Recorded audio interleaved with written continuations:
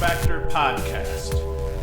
What is up, college lacrosse fans? You are watching episode 152 of the LaxFactor Lacrosse podcast. Today, we are going to talk about the new media poll that's out and why I think they got a couple of things wrong. And then I'm going to put out my own top 10. I'll give you my own top 10. We're going to talk about a couple of D3 games that went into overtime. Stevenson and Gettysburg both needed overtime to pull out wins. That was big. And I also want to talk about Faceoff guys. I want to talk about the top 5 or so Faceoff guys in the country and who I think is the most valuable to their team and is right now the hands-down best face-off man in the country. Before I get into it, as always, be sure to like, subscribe. Just hit that like button like an idiot. Subscribe, hit the notification bell, share the crap out of this with your friends, and then, as always, you can go to LaxFactor.com, get swag, hats, T-shirts, all that crap.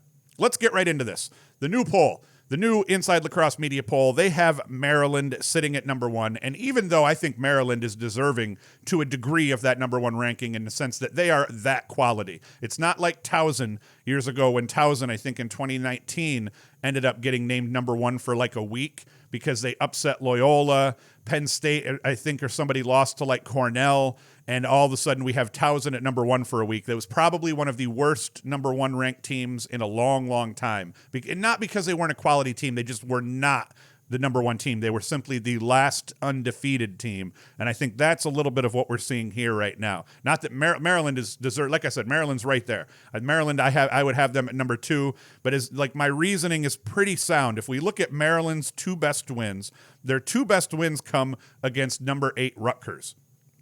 Rutgers is a really good team. I think Rutgers is probably a little bit overranked considering when you look at what their best wins are, because their best wins are all against unranked teams, and the only ranked team they've played in Maryland, they've lost twice to. But, you know, Rutgers is a quality team. Maryland beat them twice. I think you could make the argument that Ohio State is probably the only other team that in a normal season where they're playing their non-conference schedule would end up being ranked because right now they're 500 in conference. I feel like they would have picked up some non-conference wins, and I think that would put Ohio State within that 20 to 15 range somewhere. So you could make the argument Maryland has ranked wins against ranked teams in Ohio State and Rutgers in terms of the quality. Notre Dame has a win against number 9 Syracuse, and then they have a win against then number 1 Duke, and now Duke has dropped, I think, to number 4 in the polls, and I'll talk about why I think that's wrong also. But if you look at their 2 wins, number 9 Syracuse or number 4 Duke, those are 2 better wins than what Maryland has under their belt. Now you could start throwing in a little bit deeper into their schedules and everything like that, but I wouldn't. You know, the blemish here on Notre Dame is that loss to Virginia, but right now Virginia's ranked number 3. They're, in essence, Notre Dame is being penalized for playing a much tougher schedule because Maryland hasn't had to play Virginia, Syracuse, Duke. They haven't had that. They haven't had to run that gauntlet like that. And then you have your non-conference games outside of it where, you know, Maryland's conference games have been similar to like the lower level conference games against like the Penn States and the Michigans are kind of what Notre Dame was dealing with in their non-conference wins. I think that Michigan and Penn State are a little bit better than the Cleveland States or whoever it was that Notre Dame beat coming into this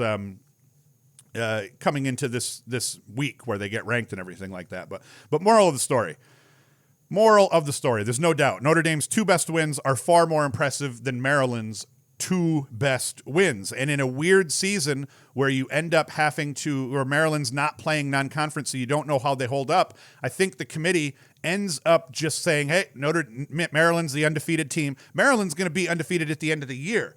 Let's say that Notre Dame goes out and they knock off UNC next, and then they beat, let's say Virginia again if they play them again, or Duke again. I mean, then I think they're the undisputed number 1 anyway. But what if they have 2 or 3 losses, but they have 4 or 5 quality wins? Is the committee still going to hold them to task because of those 2 losses, because their schedule is just brutal compared to Maryland? This is the most cupcake schedule Maryland has ever played in terms of only having to play in their conference. The conference is down. Hopkins, this may be one of the worst Hopkins teams we've seen in over a decade, or maybe ever, in 20 years it could be.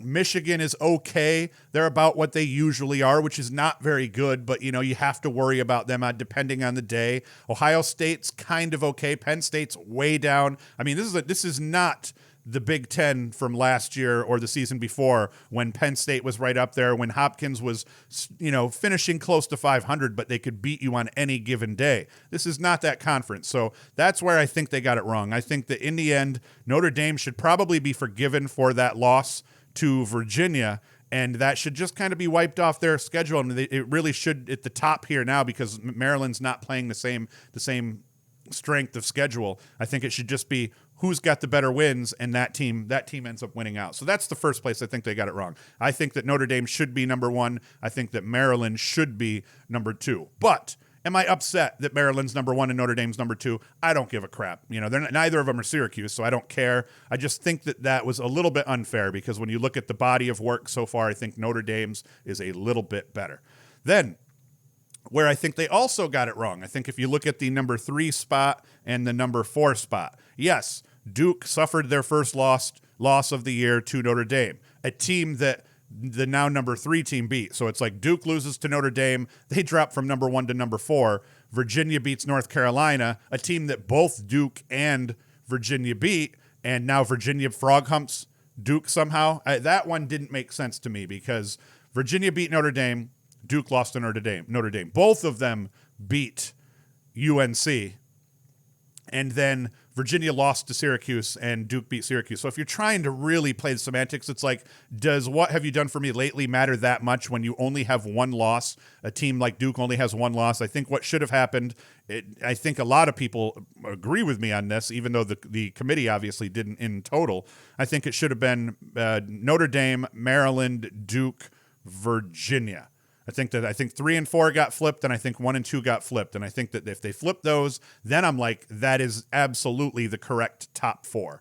Now, where they end up losing me a little bit more is when we start getting into, let me get to the into the poll here, is where they start getting into 5. I think there's a couple of teams here that are ranked a little bit too highly. I think once you get into 5, North Carolina at 5, that is an absolute no-brainer. So they have Maryland, Notre Dame, Virginia, Duke, North Carolina. Like I said, I'd flip 1 and 2, and I'd flip 3 and 4. But North Carolina at 5, absolutely, I agree with that. They got 2 losses. They're coming off 2 straight losses, but I still think everything leading up to that, they are probably the 5th-ranked team until Syracuse can prove who's better in that matchup. And that's where we're really going to see things get topsy-turvy in the ACC. Not necessarily. If North Carolina wins, then they probably hang right where they are. Syracuse wins, now everything's all up crazy. Where I think they also have teams ranked too highly. I think Denver, way too high at number 6. You think about who has Denver beat.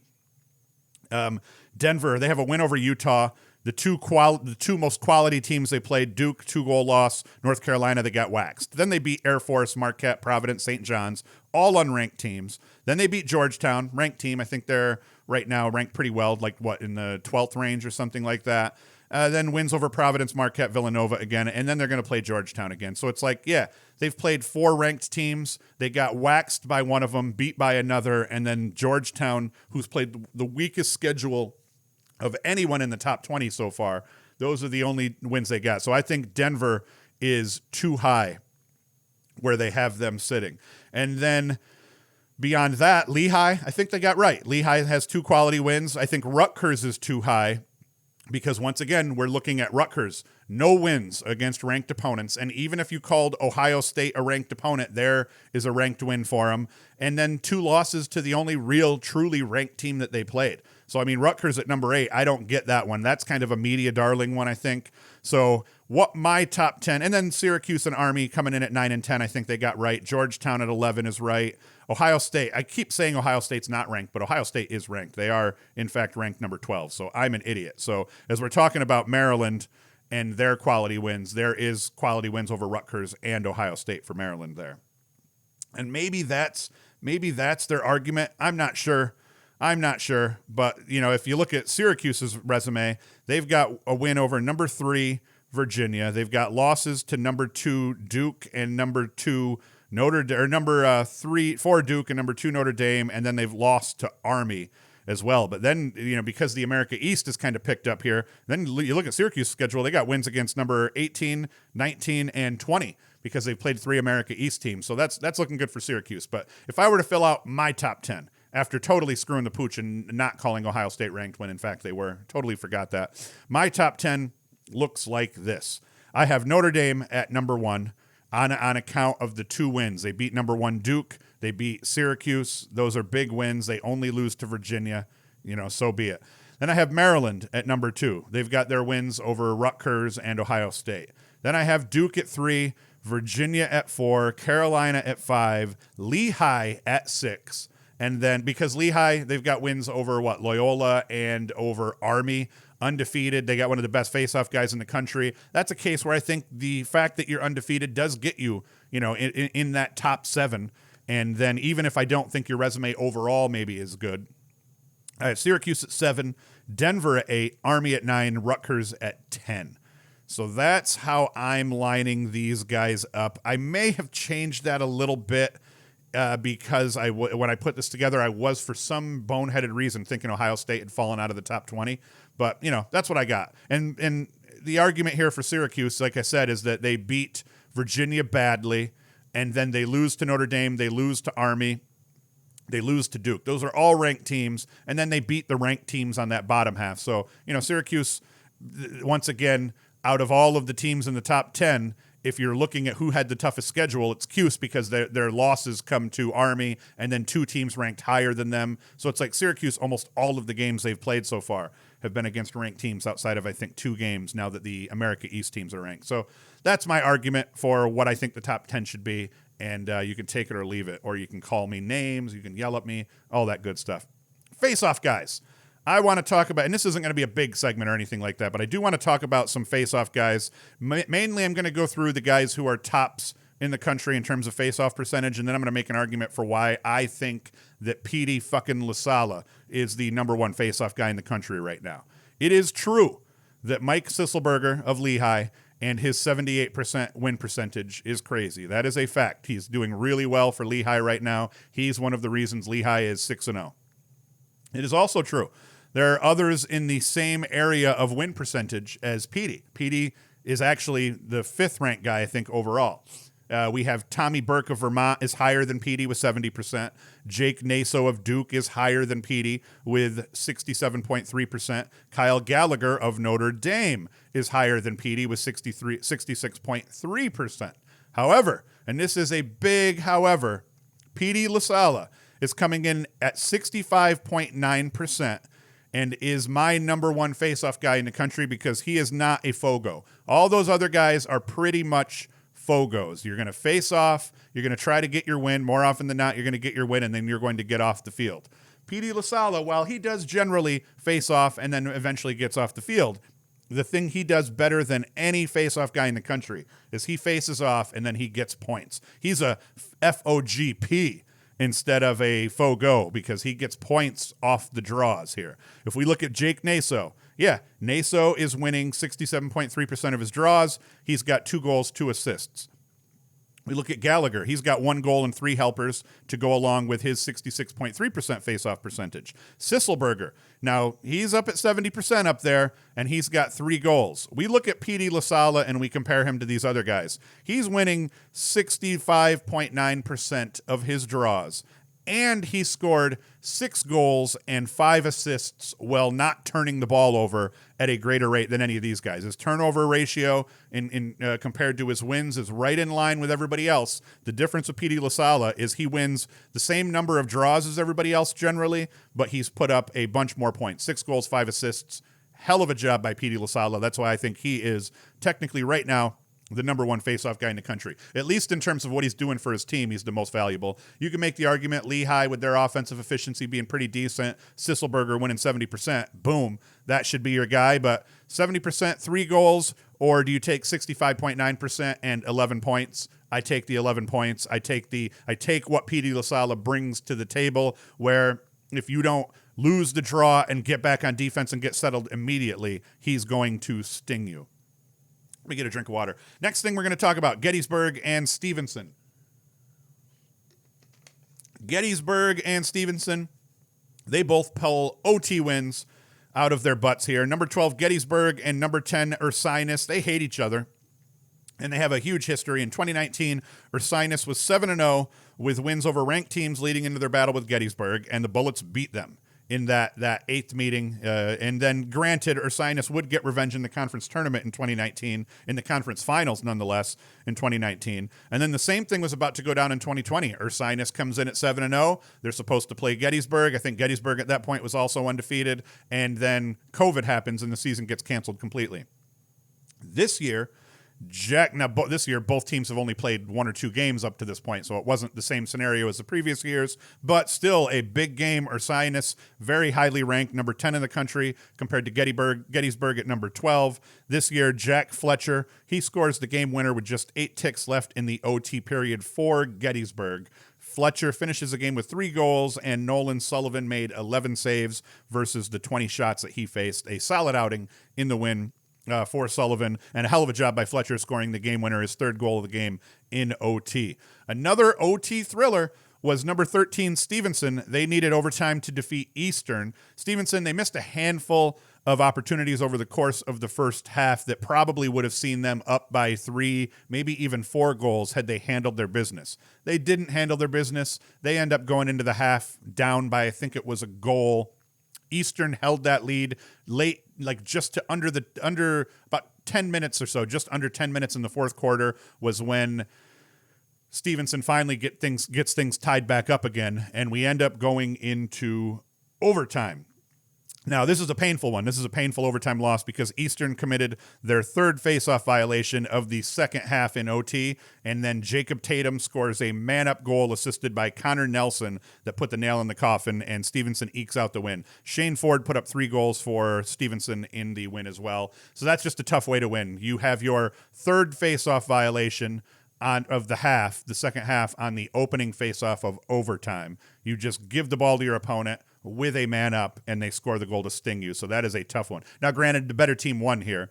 Stevenson should have probably won this game by anywhere from 3 to 5 goals. They play a little bit down, makes it interesting. Hell of an outing, though, for Eastern to take advantage of opportunities where Stevenson didn't, and to keep this one close. Now we are going to dive in to the games that are upcoming for this week. We have the big one here in the ACC right off the bat. Tomorrow night, we have Virginia hosting Duke. 9-2 Virginia hosting 10-1 Duke. We've got Colin Schellenberger coming into this game for Virginia at 19-28 for 47 points with a 38% shooting percentage. We got Matt Moore at 20-24. We've got Peyton Cormier at 32-8. Charlie Bertrand, who is kind of taking a back seat. His playing time has diminished over the last few games. He's at 16-6. More importantly, we got Ian Laviano coming off a huge game. He is now 15-4 on the season, but seeing Laviano have the game that he's coming off of, that is going to be a really big deal. He tore it up against UNC, getting his attack spot back after playing mid for a few games. So I like the gelling between Moore and Laviano on attack. We've got Cormier down there. They've got Schellenberger shuffling in and out. So I like Virginia's flow right now. On Duke's side of this, Sowers at 22-30, 43% shooting percentage, and Joe Robertson. Duke is shooting the ball incredibly well. They're top scorers. Sowers, 22 goals, shooting the ball at 43%. Joe Robinson, 29 goals, shooting the ball at 42%. Brendan O'Neill, 30 goals, shooting the ball at 38%. Nakai Montgomery has improved his shooting a great deal over this season. 11 goals, 37%. So Duke, very efficient on offense. Guys are getting looks and guys are finishing looks. So that's going to bode well for them. I think in the end that this is going to be a shootout. Like we talked about before, Duke has one of the best face-off men, Naso, in the country, playing against who I think overall the best face-off man in the country, Petey LaSalla. I think the difference in this game is going to be, so far, Naso has held up when facing the best teams in the country and the best competition that he has to play. He has held up in terms of his face-off percentage, even in the loss against... I'm trying to close this stupid ad here. Even in the loss again, oh crap, why will it not let me close this? So I can't see the bottom game that he just played. Either way, moral of the story, I think that Naso has held up well Let me get in here. Maybe I was clicked on the wrong guy. Yeah, I was. That was my problem. All right, even against Notre Dame, Naso won 73% of the faceoff draws, taking on who I thought at the time was the best duo in the country. So if Naso can handle his business like he has been, and he wins a larger percentage than Petey LaSalla, and he can come back in and he can win 60 to 70%, then that's going to even things up at the faceoff dot, even if LaSalla scores a goal or two. And then I think Duke ends up taking this game. For Duke, it's going to come down to possessions. I think that overall, Virginia is at their best when they're dodging, when Matt Moore's dodging, when Matt Moore's feeding. I think that their flow in terms of just their overall motion offense is huge when you have a guy like Laviano playing well off ball. But once again, as it comes down into that, Duke's strength is off ball play. So I feel like whatever flow Virginia has gotten off of that lineup change, maybe Duke can neutralize it. Either way, it's going to be one hell of a game. And I think that face-off dot battle is going to be huge. I think that Duke has a slight edge in cage with Adler, although Rode has been very serviceable. Overall, I think Duke bounces back and ends up winning this game. Let's say Duke by a goal, because that's just how all of these have been going. But that's going to be a hell of a game Thursday night. All of us are going to be sure to tune into that. The next biggest game, I think, of the weekend, because once again, the ACC is just brutal. We have Syracuse hosting North Carolina at the Carrier Dome. Stephen Rafis has been playing like one of the best attackmen in the country. He's sitting at 20 goals, 18 helpers. And then Chris Gray, everybody's favorite, not everybody's favorite, but anyone who loves crazy offense, who loves the flash and the panache and all that crap, 35 and 25 in terms of his point total for Chris Gray. So that is going to be a battle in the Dome. Now, how do these guys match up? I think Colin Krieg in cage is going to be a huge factor for UNC. Goalies at times come into the Dome and play incredible.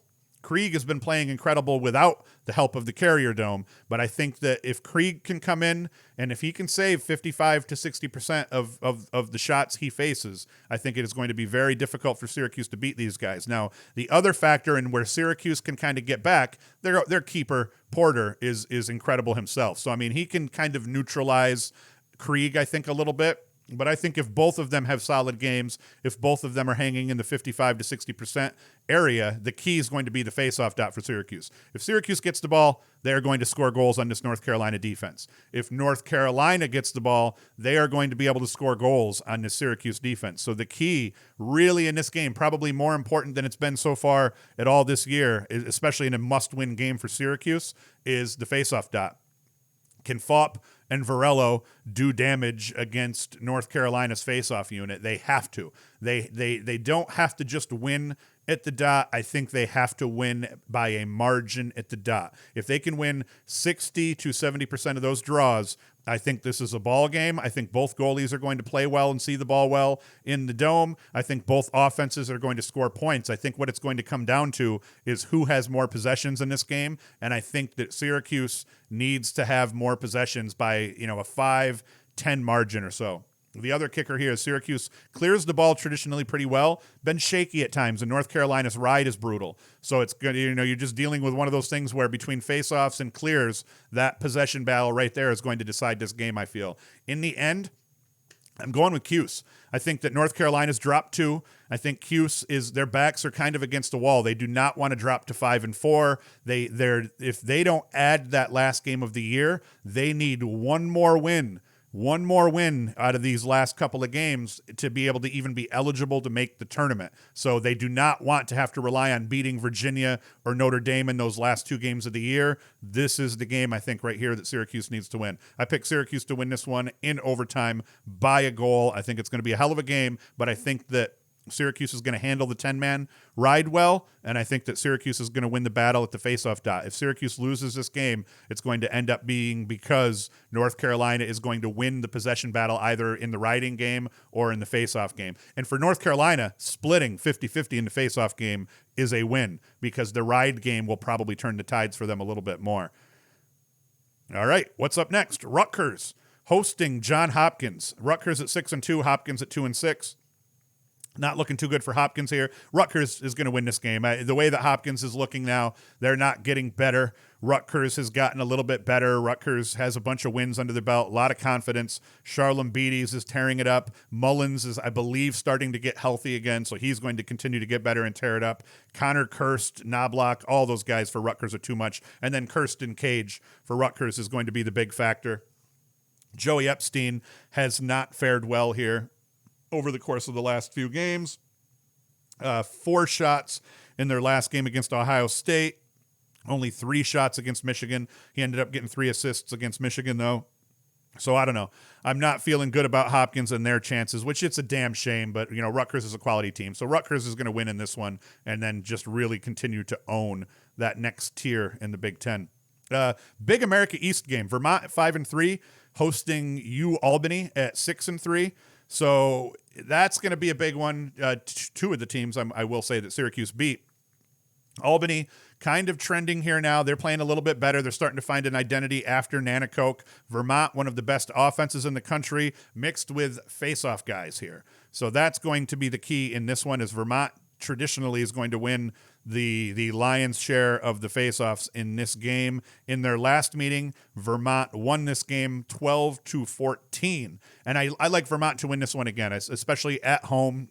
Burke is a face-off monster, so I think Burke wins the face-offs. They win the possession battle. Albany does not have the defense that they would need to try to, offset that. So I think it's still going to be a close game. I think we're going to look at another 1, 2, 3 goal game that Vermont is going to win, but I think that the possession disparity is going to end up being what kills Albany. Now, Donnelly and Cage for Albany is solid, so he can make up for a little bit of that. So if he comes up with 18 saves, I think if Albany wins this game, you're going to look at that box score, and it's going to be because Donnelly put up 18 saves in this one. But that's going to be the mark. Donnelly's going to need 17, 18 saves to win this game. If he doesn't get that and Burke nukes him at the faceoff dot, this game is Vermont's, and Albany doesn't have I say they don't have a shot. They'll still have a shot, but most likely it's going Vermont's way. I mentioned this one only because it's important, because Stony Brook wants to keep winning. Stony Brook's taking on Binghamton. They host Binghamton University this weekend. Stony Brook will handle Binghamton. Have they met yet? Let's see. Dylan Palinetti's playing excellent lacrosse, though, by the way, for Stony Brook. They have not met yet this season, so I expect that Stony Brook will handle their business. Now, Binghamton they haven't played too bad. They're sitting at 3-3. They've got their wins against New Jersey Tech, 2 wins against them, and then they've got a win against UMBC. They upset UMBC. I don't think they're going to upset Stony Brook. I bet you Stony Brook wins by 5, 8 goals or so. Binghamton's not terrible, but they're not very good either, and Stony Brook is a very solid lacrosse team. Big one in the SoCon, we've got Richmond taking on Jacksonville. Richmond at 4-4. Don't let that fool you. Takes on Jacksonville sitting at 6-4. Richmond's schedule has been absolutely brutal. Not that Jacksonville's is bad. Jacksonville's played a pretty good non-conference schedule, so this is going to be a battle-tested Jacksonville team. Alas, I still think Richmond's a better team overall. I think Richmond has the better defense overall. They've done a good job between the boxes, and then offensively, Richmond can hang with most teams. I think that Jacksonville, while good all around, I think that they're not quite as good in all of the areas that Richmond is. So I do like Richmond in this one against Jacksonville, and that's a big conference game here for these guys. Let's see. They have not faced each other yet either, so no history there in this one this year. Another big one. This is probably the final biggest game in the Big East outside of getting into the tournament or whatnot, but we have 9-2 Denver taking on 8-1 Georgetown. Georgetown's only loss on the year is to Denver. Now, Denver beat them in their first meeting, and they beat them fairly handily. Let's see here.